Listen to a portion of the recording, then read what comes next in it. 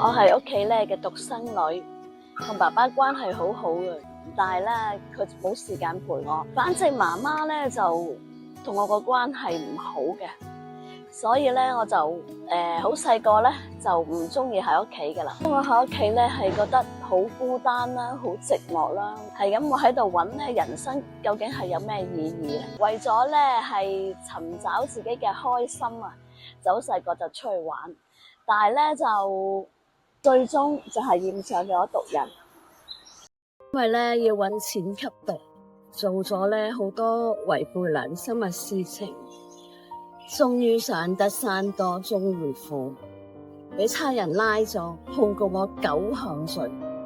哇！當時個心真係好跌到落谷底。咁經過一個公園裏邊咧，係見到好多人喺度唱歌。當時咧，我心想：哇，點解佢哋會咁開心？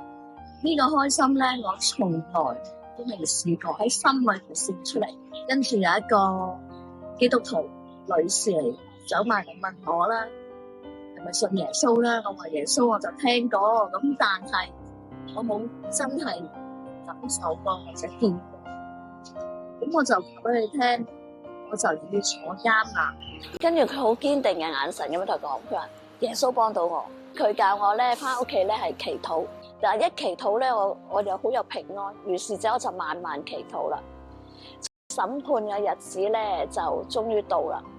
咁嗰個女士咧原來有係戒毒中心係教會嚟嘅，就咧同我一齊上庭，撤銷咗6條，即係剩翻3條，順理成章就判咗我入去戒毒中心嗰度戒毒啦。當我入到戒毒村戒毒嗰陣時咧，同一班女仔一齊咧，好開心，諗住咧又揾到神喎，自己個心咧好滿足喎，覺得自己冇問題，所以翻嚟咧呢個社會嗰度做嘢。點不知呢份工咧係禮拜冇得放假，所以咧就翻唔到教會。但係冇神喺我嘅生命當中，又再重蹈覆轍，又再次吸毒。今次吸毒嘅毒品嘅種類係比上次更多，好冇面目去揾神。點解咧？因為當初啱啱識佢嗰陣時對我太好啦，我又唔使坐監。但係而家咧，我仲邊有面目去見神？所以我一直都冇揾佢。咁但係到自己好失望、好灰心，直頭係冇盼望。嗰個同事係想自殺嘅當晚。係聽到一首詩歌，呢首詩歌個名就叫做《是你應許》。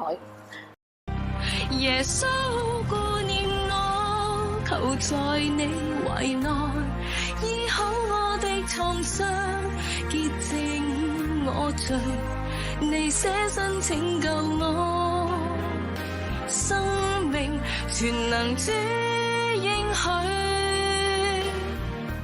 哇，好奇妙喎！簡直係神同我講嘢，即係呢首詩歌全部嘅歌詞都係我嘅寫照嚟嘅。當時好感動，係咁喺度喊，喺神面前認罪悔改，不得止，仲求佢咧係幫助我再一次戒毒。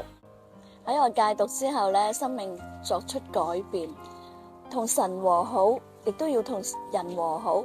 所以咧，我第一個就諗起我媽媽。我翻去咧，同佢認罪悔改，求佢寬恕。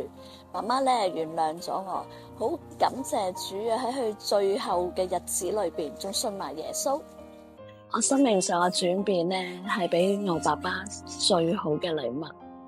喺我生命嘅過程當中，神對我不離不棄嘅愛，我咁衰佢都愛我。